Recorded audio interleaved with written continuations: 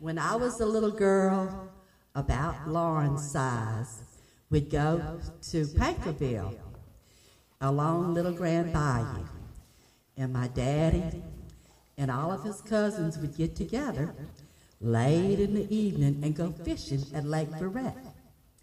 And they would come back with them fish, and when they got back, they would let the coon dogs loose to go see if they could find a coon somewhere out in the swamps.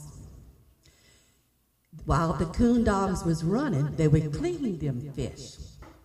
And they would listen for the dogs and listen for the dogs, and they would tree a coon, and they'd go out there and shoot the coon. Well, it would get late, and they would have a toddy or two. My daddy liked to have a toddy, and his cousins too.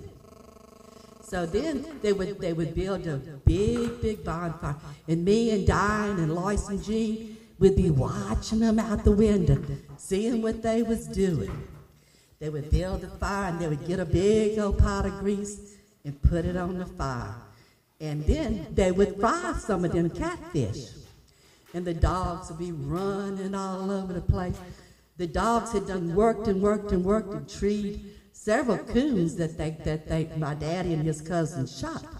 And so they took some of that cornmeal they had rolled and fished it, and they made balls with it, and they fried it in the grease.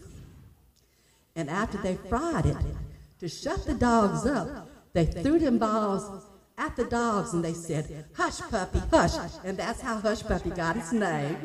And we have that every time we fry fish.